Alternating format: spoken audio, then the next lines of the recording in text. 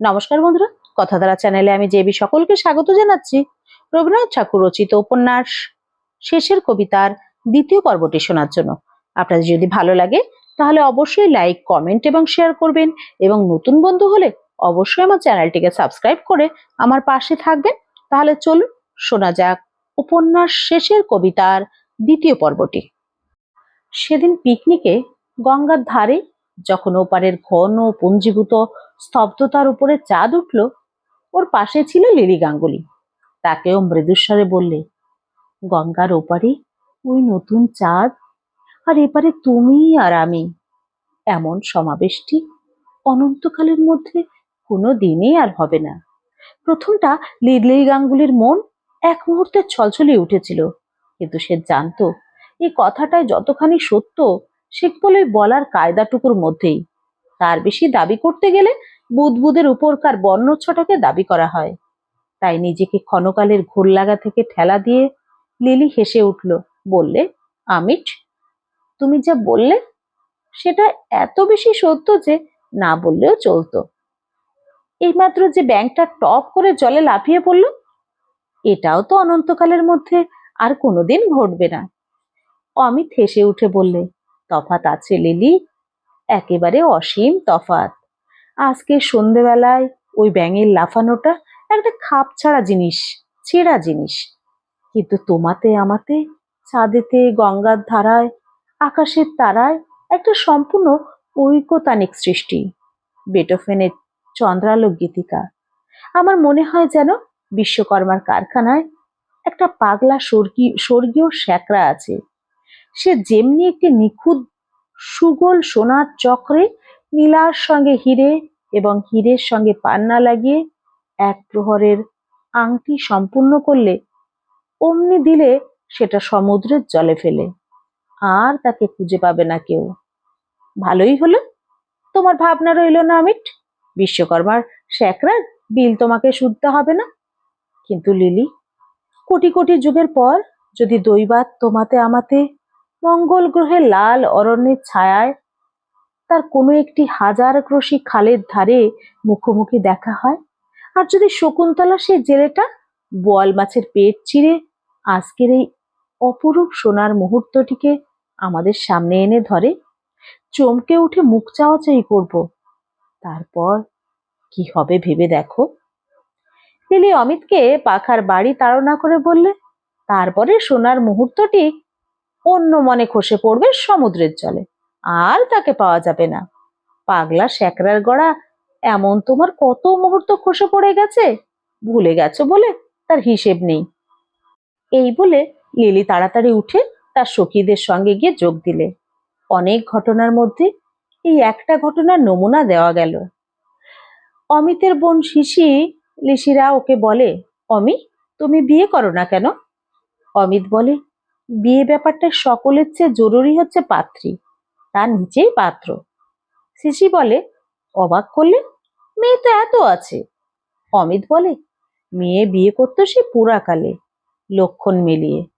আমি চাই পাত্রী আপন পরিচয়ে যার পরিচয়, জগতে যে অদ্বিতীয়। শিশি বলে, তোমার ঘরে এলেই তুমি হবে প্রথম, সে হবে দ্বিতীয়, তোমার পরিচয়ই হবে তার পরিচয়। অমিত বলে, আমি মনে মনে যে মেয়ের ব্যর্থ প্রত্যাশায় ঘটকালি করি, সে গড় ঠিকানা মেয়ে, প্রায়ই সে ঘর পর্যন্ত এসে পৌঁছায় না। সে আকাশ থেকে পড়ন্ত তারা, হৃদয়ের বায়ুমণ্ডল ছুতে না ছুতেই জ্বলে ওঠে, বাতাসে যায় মিলিয়ে। বাস্তু ঘরের মাটি পর্যন্ত আসা ঘটেই ওঠে না। শিশি বলে, অর্থাৎ সে তোমার বোনেদের মতো একটুও না। অমিত বলে, অর্থাৎ সে ঘরে এসে কেবল ঘরের লোকের সংখ্যা বৃদ্ধি করে না।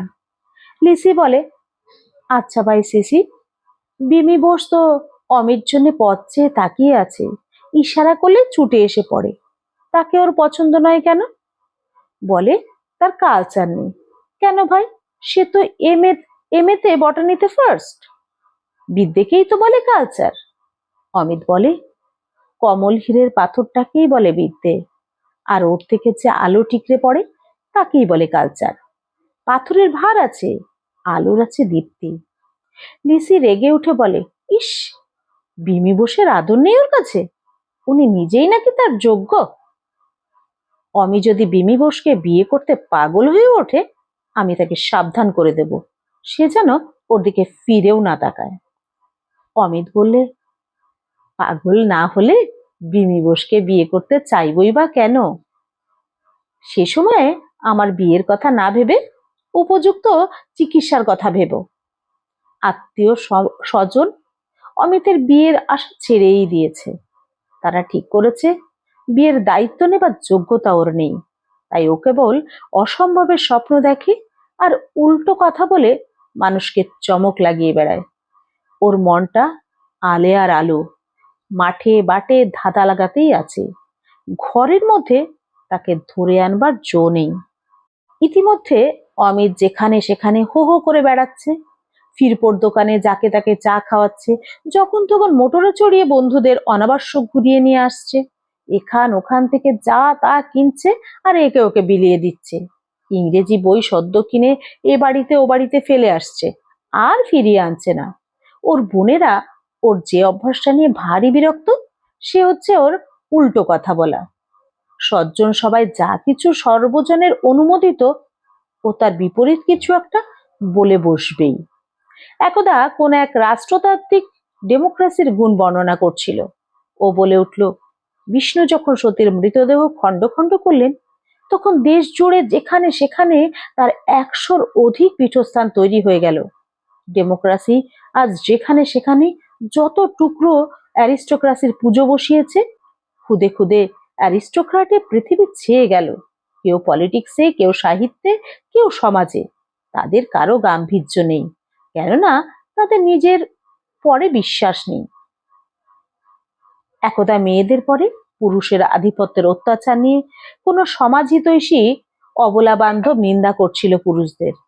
অমিত মুখ থেকে সিগারেট নামিয়ে ফস করে বললে, পুরুষ আধিপত্য ছেড়ে দিলেই মেয়ে আধিপত্য শুরু করবে। দুর্বলের আধিপত্য অতি ভয়ঙ্কর। সমস্ত অবলা এবং অবলা বান্ধবেরা চটে উঠে বললে, মানে কি হলো? অমিত বললে, যে পক্ষের দখলে শিকল আছে সে শিকল দিয়ে পাখিকে বাঁধে, অর্থাৎ জোর দিয়ে। শিকল নেই যার, সে বাঁধে আফিম খাইয়ে, অর্থাৎ মায়া দিয়ে। শিকলওয়ালা বাঁধে বটে, কিন্তু ভোলায় না। আফিমওয়ালি বাঁধেও বটে, ভোলায়ও। মেয়েদের কৌটো আফিমে ভরা, প্রকৃতি শয়তানি তার যোগান দেয়। একদিন ওদের বালিগঞ্জের এক সাহিত্য সভায় রবি ঠাকুরের কবিতা ছিল আলোচনার বিষয়। অমিতের জীবনে এই সে প্রথম সভাপতি হতে রাজি হয়েছিল। গিয়েছিল মনে মনে যুদ্ধসাজ পরে। একজন সেকেলে গোছের অতি ভালো মানুষ ছিল বক্তা। রবি ঠাকুরের কবিতা যে কবিতাই, এইটা প্রমাণ করাই তার উদ্দেশ্য।